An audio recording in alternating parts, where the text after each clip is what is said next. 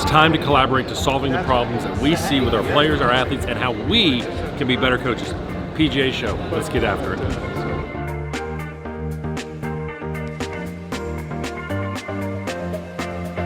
One of our favorite speakers coming up, Dr. McCain. In 2010, if you had fast forwarded your life and said, in 2020, I want to be doing this. If you saw yourself sitting here, would you win? Would you say, yeah, I'm happy? Now, you may have gone through relationship changes, you may have had job changes, but overall, would you have said, yeah, I'll take it. It's pretty good. I'd be happy. And here's my question. If you look backwards to 2010 and the hustle and the grind that you were on, and the hustle and the grind that you're on now, has anything really changed in your mindset? Are you any happier today, any more satisfied with your life today than you were 10 years ago? Right? I asked that question from a very strong purpose. If you want to understand the 21st century athlete, you have to understand two major factors: the need for perfection and the constant discontent that it comes with. The 21st century athlete has more data available to them than ever before. Think about it. We look around here, I can measure anything except for what's going on in the mind. Yes, we have neurofeedback, but I can't measure fears, doubts, self-belief. I can't measure confidence. I can't measure predictability of success or failure. What I can measure is, how does my feet interact with the ground? How does the club get in the right position? And I can make a player feel perfect there. But what's the difference between a player that plays well every day, or for the most part, and a player that struggles? It's that need for perfection and that inability to handle comfort, success, and failure. All right, so let's take a step back. I asked you 10 years ago if you were happy. Let's go back and look at the generation that is playing today, the emerging generation, the one that you interact with, the one that you coach. This generation only saw Friends, the TV show Friends, as a replay. Seinfeld is for old people. They never went to a movie store to rent a movie. And everything is always on demand. Think about that. They never walked through the security line at an airport and walked their loved ones to a gate and hugged them goodbye and let them get on the gate and walk down the aisle. This generation today has lived in wartime since they were born. We've been at war with somebody in the world for over 20 years. This generation today has played the Pro V1 golf ball and never had to change a golf ball after cutting a smile on the face, right?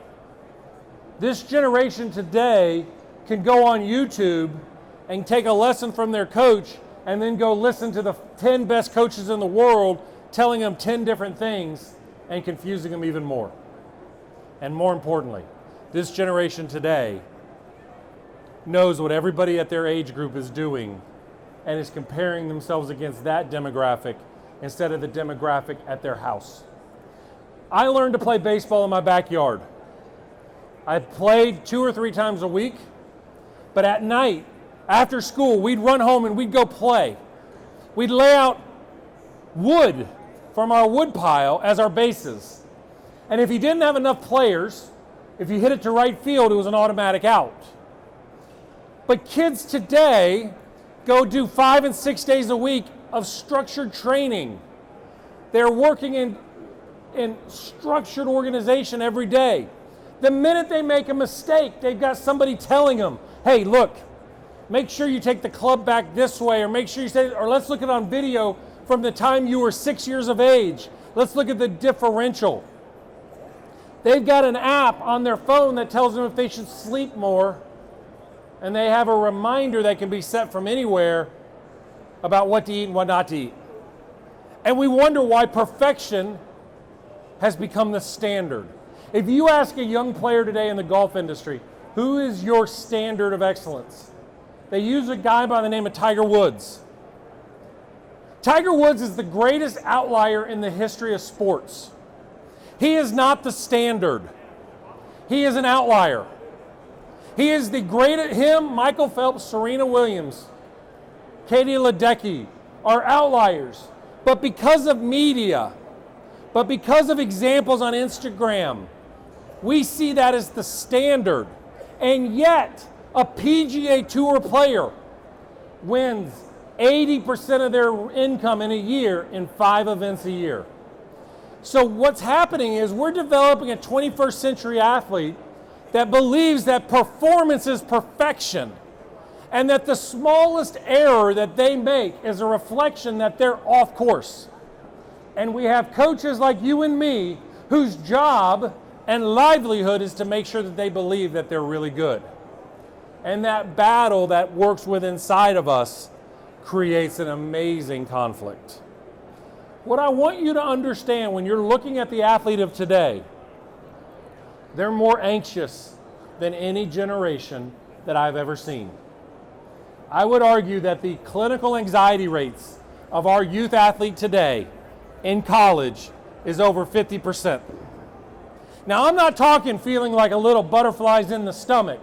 I'm talking like, Doc, I can't calm my mind down because I'm so worried about what may happen. They don't understand that success and failure is difficult because they look around and they see standards, and as a result, they internalize it as their process. So if they succeed or fail, every day becomes a validation. There are 3 major things I see with this generation when it comes to you guys. Now remember, they're super anxious. They're nervous, they're stressed, and they're constantly evaluating. When I was a kid, my coaches were authority figures. I walked into that environment and trusted them. I trusted them because of the success that they had had over the years. I trusted them because they had had a program and investments and they had done things. This generation today doesn't trust off the bat. This generation today walks in and every interaction is a test of the trust that they're going to give you. You understand that? You're playing poker every day. That's not a bad thing. That makes us have to be better. That makes us have to be significantly better as a driver, as a leader, as a coach. This generation wants things faster than ever. All right, here's my formula for success. My formula for success is that you've got talent and skill, which I'm going to come back and talk about. You have the ability to apply that talent and skill under pressure. You've got mental flexibility, and then you got luck and circumstance. All right, let me describe each of them. Remember, I told you, they're highly anxious and they want perfection. Highly anxious means what? I want it now because I'm uncomfortable. Golfers train to fix problems. Golfers don't train to be better. So what they do is every day they train, they want their talent, their skill sets to be better. If I hear one more time that a PGA Tour player has to learn to hit it both ways to succeed, I want to laugh. Kenny Perry won a lot of money on the PGA Tour, and the only way he ever hit it right is if it hit a tree. Okay? You don't have to do anything. Be who you are. Develop your skills and talent, but when we focus on our negatives and we focus on our deficiencies, we create a cycle that we're never good enough versus believing that you have an intangible in the heat of the moment. You've got to have the ability to apply the information under pressure. If we go out to Q School for the Korn Ferry Tour and we look around, there are players with prettier swings, better abilities, they're 6'8", they're long levers, they hit it a mile, and they can't get through the Q School. And there's a guy on that Q School line that's 5'11", who's overweight, but has something that matters when it's in the heat of the moment. They're closers. They can finish. They can be uncomfortable in the heat of the moment and keep pushing through. The moment is not defining their existence. Their moment for that individual is the greatest fun of their life because they're pumped up to be in the heat of the moment and go, let's go. Let's get after it. Let's go for it. Versus the big, overwhelming skills and talent guy who walks out there and goes, I just want to show the world. I know I'm better than them. And I ask them why. And they're like, my swing's on plane. Really? Like, you ever heard anybody say LeBron James jump shot? Man, his arm is like at the perfect angle. No. When it matters, those players learn how to get it done. The third factor is what I call mental flexibility. It's the psychological skill set of understanding how to have resiliency and grit to push through uncertainty. Now, you remember, I said that this generation is more anxious than anybody we've ever had before. Anxiety is arousal for the mind to face uncertainty. If you can't deal with uncertainty, then we're in trouble. So I said earlier, how do coaches manage the 21st century athlete? Well, if your goal is to get rid of uncertainty, you're feeding into the problem. You've got to create opportunities and arm them for uncertainty and teach them how to manage uncertainty instead of managing what they know. The best athletes in the world don't need proof on a daily basis. They need opportunities.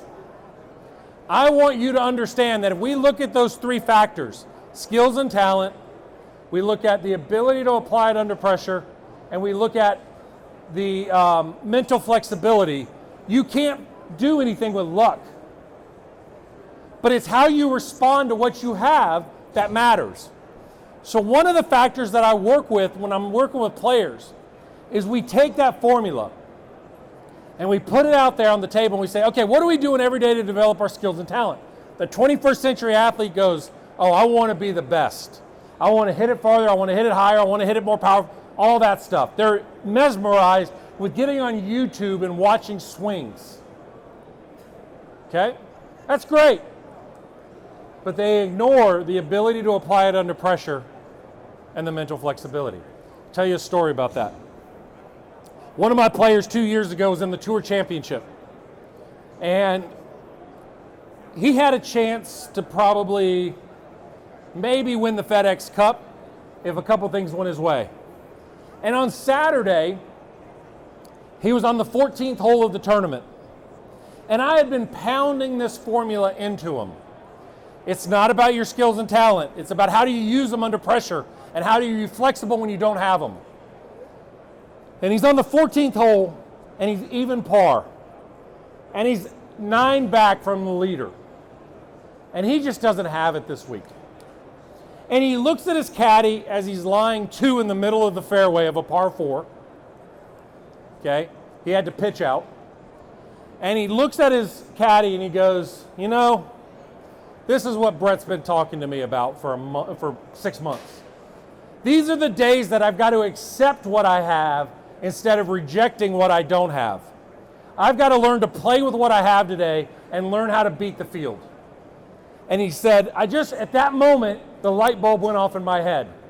He said, for so long, every day I went out there was a talent list. How is my talent lining up against the top players in the world? And why am I falling short?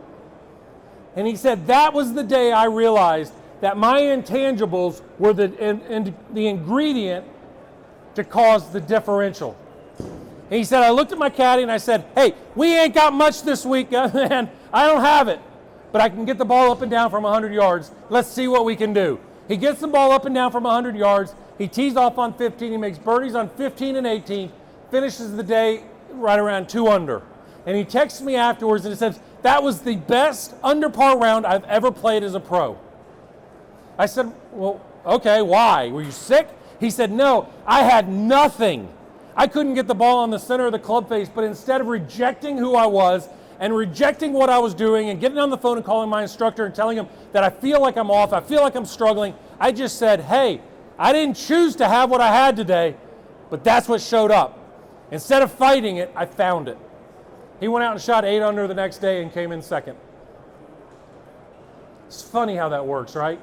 See, the mind of the 21st century athlete is to reject immediately. It's to reject because it's not living up to that standard of excellence. So they're impatient, they're anxious as hell, and they're also, at the highest level, they're distrustful. This generation doesn't know how to trust. They're evaluating you and their interaction on a daily basis. Now, I see this across athletes at every sport I work with. And I work with sports more than just golf. Athletes are waiting on trust. You know why? Remember, they go on Instagram at night, they send messages to each other, but they also have 6 coaches. And they have a coach that they worked with as a kid. They have a coach they worked with in college. They have a coach they're working with on tour. They have a coach, and they'll pick up the phone and say, hey, I feel a little off. And now they got 17 pieces of information in their head. Who are they going to trust? They trust the person that gets rid of the anxiety, not the person that makes them better. This generation is all about anxiety reduction. Make me feel more comfortable. Make me feel happy. Versus accepting the ambiguity of life, accepting the struggle. All right. Now, I asked you a question in the beginning. I asked a question to you guys. How many of you would look back 10 years ago and say, hey, if I'm sitting here in 2020 at the TPI stage, I'd be pretty happy. So I have a couple books that I love. One book is The Obstacle is the Way by an author by the name of Ryan Holiday. Back in September, my team, we went and spent an afternoon with Ryan in Austin, Texas. And I asked him, I said, do you ever get jealous or do you ever feel unhappy with the people that you work with? And he goes, you know, I get jealous all the time. I said, what are you talking about? I said, you got bestsellers. He said, no, I've never had a New York Times bestseller. I said, you gotta be kidding me. I said, I refer your books to everybody. Not that I'm gonna make them a bestseller, but I'm like, your books are incredible. Incredible. And he goes, yeah, I know. When I go give talks and I look at who's speaking on the main stage and I'm in the backstage, I think, I sell more books than they do. I know the data. Why are they a bestseller and not me? He said, I fight the same battle every single day because our ego gets involved. And our ego tells us it should be better because I put in the work. Right? It should be better because I've done the work. It should be better because I'm good. If I ask a player today, I say, hey, why should I invest in you as a player? Why should I invest in you about my time in you? Not that I really am selective, but what I'm saying is I want to know. And they're like, well, I work hard. I'm like, so does everybody. Everybody works hard. If I ask every one of you, how many of you are lazy? No one's going to raise their hand. They may say, well, I'm lazy on Sunday mornings. Yeah, that's the name of a song. That's what we're supposed to do. But what it really is bigger than that is I want you to understand that all of us have insecurities. All of us have doubts. And it's how we manage it. And I said, Ryan, what do you do with those anxieties and doubts? He said, I funnel it into my next project and I make it better. And every day that I'm anxious, I use the tools to take what I have today and make it better. That's the component that I want you guys to understand when you're coaching the 21st century athlete and how it can make you better as a coach. What do they bring you to make you better? If you're a parent of a 21st century athlete and you have a good day or a bad day, all I want you to do is ask them, where do you want to go to dinner tonight? I don't want you to give them medium feedback. I don't want you to give them all the coaching information immediately. I don't want you to take them to their swing coach immediately if they hit it bad. Because if I'm walking down this stage and I twist my ankle, I don't relearn the way I walk. I just take the next step. The 21st century athlete doesn't know that. They don't know that. They want things fast. They want things proven, and they want things to validate them. Now, as a coach, we want the same thing. We want proof on a daily basis.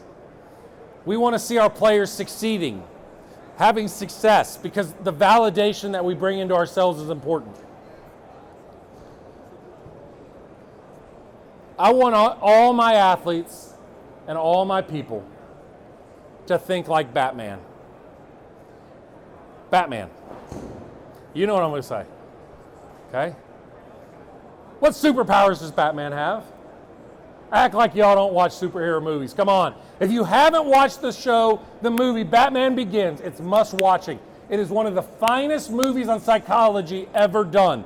I'm not kidding. That and Silver Linings Playbook. Really, really good. Okay. Batman Begins is brilliant because it speaks about fear and doubt. Bruce Wayne, the main character of Batman, doesn't have any superpowers. His skills and talents are normal, just like everybody else. But when he was a kid, he saw his parents get murdered. And prior to that, he fell into a hole and was scared, terrified by bats. And he went on a hunt after his parents were murdered to learn the way of the criminal mind. Instead of knocking the 21st century athlete, I want you to understand them better than ever. Don't go, oh, there's millennials. No, go, I'm the best at dealing with millennials. I know what millennials want. They want you to text them. They want immediate feedback. Don't feed into the drug, feed into their development. And what Batman did, Bruce Wayne, was he developed tools to fight crime. And when he was in the heat of the moment, he trusted his tools. I want all my players, all my coaches to think like Batman. See, none of you are more skilled or talented than anybody else in this room. Your players, unless they're, just the one out of a billion, they're not more talented. What they are is they're better utilizers of their talent in the heat of the moment because they've done it time and time and time again. That's why I'm a big believer of the term failure drills. I want my drills 30% of the time to have failure as a strong component. And as a coach, I don't want you to be like, it's okay, we'll get them next time. What I want you to do is say, we got to get better. That drill matters. I use a drill, and I'm going to lead into this to tell you why I'm telling you this. I use a drill that is a 5-foot putting drill that you have to make 24 in a row to win it. So there's 8 stations around the hole, and you got to go around it 3 times. And it takes about an hour and a half to complete. One of my players on tour texted me one day and goes, hey Doc, what's the best score time, the first time anybody's ever done it? And I said about 48 minutes. He goes, 24 minutes, find somebody better than me. I went, all right, what is that? That's confidence. All right? So I have another player. He hates this drill. So over Christmas, I went in to work with him. I said, we're going to do this drill. He goes, dude, come on. That drill makes me lose confidence. I said, can't happen.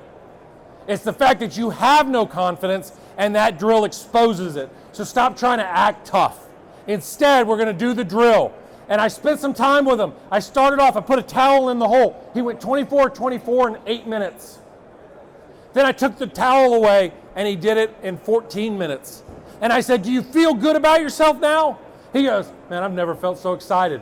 Every day at the tournament, he texts me a picture doing that damn drill, and I'm getting better and better. See, the generation athlete doesn't want to see struggle. They want to see a pathway out of it. But we have to introduce failure so they learn belief in themselves to overcome it. You're the same way. When you face struggle, the first thing we do is we resist. What I want you to do is not resist. I want you to learn and embrace it and go, what is it teaching me about me? The 21st century athlete has a microwave mindset. They're in, they're out as fast as possible. But I want them to learn how to push through it because mastery is formed by overcoming challenges, not by finding the solution on the first try. You guys are coaches that are leading the next generation. Don't look at the 21st century athlete as a problem. Look at them as a reflection of how you can get better as a coach. And more importantly, what success that they can redefine, because this 21st century athlete is the most innovative athlete, most innovative generation that we've ever seen. Yes, they're not going to solve a problem, they're going to go to Siri. So we have to bring them problems to teach them how to overcome it. Okay, I want you to do me something. I want everybody to take out their cell phone. Come on, take out your cell phone. And then I want you to take a picture of me and put it on Twitter and say how much you like my beard. Okay. No, seriously. I want everybody to text a number right now.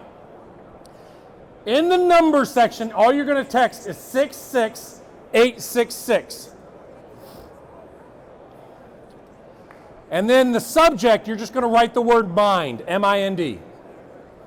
It's going to bounce back. You got to have an American number. You got to have an American number. I'm not responsible for if you, I know. Canadian numbers, I know. We'll just send you a Pony Express. Okay. It'll ask you for your email. I've got a free program for you guys as coaches. Seriously, free. No cost. Do you ever wonder what to send out to your players about the mental game and how to make them better? Well, now you have it. 8 videos going to every player in your academy. I don't care what you coach. I don't care if you're a fitness coach or a golf coach. Send it out to them.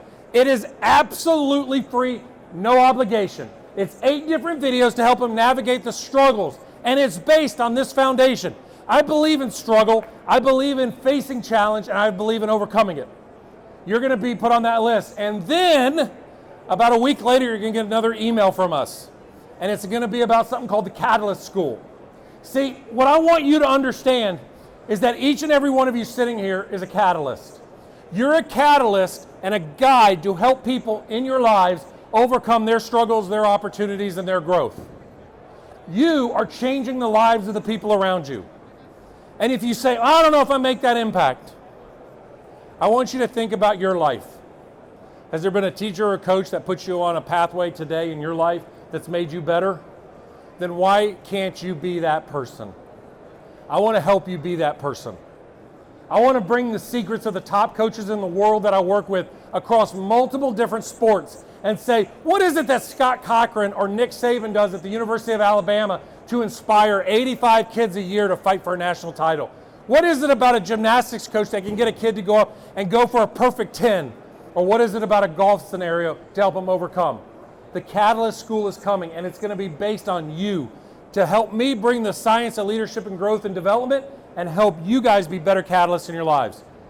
That videos that you're going to send out to your students, completely free, no hook. If they want to buy a longer package, I'm happy to sell it to them. But there's nothing. Send it to them. You're on my list, and we're going to continue to develop things to give you free resources. You guys are going to spend an exorbitant amount of time working on swing, fitness, diet, sleep. Let's start building confidence and resiliency in our athletes today. Let's help them develop to become the most resilient and empowered individual and group that we've ever seen in our life. Let's teach them how to overcome challenges and overcome them, starting on the golf course to the fitness facilities and beyond. So make sure you text that number. If you want any more information, we got forms in the back that you can have. Completely free, no hook, but it's going to help them respond in their golf game immediately. All right, are there any questions from you guys about dealing with the 21st century athlete and what you can do to help? Yes. How do I deal with parents? Love parents. All right, parents are a thing that we got to be careful as coaches. Parents are the ones that are investing in you. Don't make them the enemy, but instead give them things to do. Parents are like dogs. If you don't give them something to do, the parents are going to tear up the corner of the house and rip up your carpet. But if you give them something to do, they're going to be your biggest fans. So what I do with my coaches is I say, don't ignore the parents. Send out a weekly email to your parents giving them an update. See, all right, I'm going to ask you this question. Coaches, how many of you have a performance plan, a philosophy? If you're coaching, you don't have a performance philosophy, what are we doing? How many of you have it written down? 2? That doesn't count. You have it written down? Do you look at it regularly? Yes. You do it? Do you think Chick-fil-A, when they're opening a new Chick-fil-A, has their process written down? Or do you think they walk in and go, I don't know. You want to change the recipe of the chicken? No. And by the way, have you ever seen an ice cream machine broken at a Chick-fil-A? But it breaks every time you go to a McDonald's. Think about that. So I want you to be like Chick-fil-A. I want your process written down. And part of that process, your philosophy, are the things like, how do you manage parents? How do you develop? What are the ground forces? How do you do fitness? All that should be written down. And you should have a section on parents. You can send out an email a week to parents and give them an update. And you can send them out a personal one monthly about their personal player development plan for their player, where it's written down. Hey, a month ago I saw Brett. And if you're in the gym, Brett was this, his flexibility was that. We're here now, and here are the barriers that are coming. Here's how I'm going to address it. You give that to a parent, they go, oh, good. But see, most of us don't have our stuff written down, and we're winging it on a daily basis. So if you don't have your stuff written down about your players and communicating with your parents, they're going to dig a hole in the corner, and they're going to bury you in it. As soon as it goes south and you don't promise, you don't deliver on one of your promises, you become the enemy. Educate them on how to help them on the range. Every dad, my daughters played golf, I'd help them on the range. I'd probably screw them up more. But if I only see the instructor once every other week, what am I supposed to do when they're looking at me going, how do I get, what was coach telling me to do? Tell me, teach me, let me help them. Parents are not the enemy. They're your gateway to developing kids. You're one of the catalysts to do that. All right, what else? No other questions? Come on. Yes. Hold on. The mic man is real slow. Lance is getting old. I don't know, just wondering, like, as a sports psychologist, and we're just golf instructors, when we're trying to teach the mental game, is that, like, insulting to a sports psychologist? Oh my God, Like, no. a golf professional? No, I'm insulted that you're just a golf instructor. You're a catalyst. My baseball coach was the greatest sports psychologist I ever dealt with. And he was the greatest builder of me as a man besides my mom and my dad. You are the ultimate sports psychologist. Why? They're going to tell you what they want you to know. I see them for one time, X amount of time. What am I going to see? All I'm going to get is what they want me to hear. You're going to see them at their best and at their worst. Do not knock yourself. Instead, invest in your skills. You're not doing therapy. You're not treating anxiety. You want my help on that, I'll help you on that. Okay? But I'll give you a hint on how to treat anxiety. Simplest thing. Come up here real quick.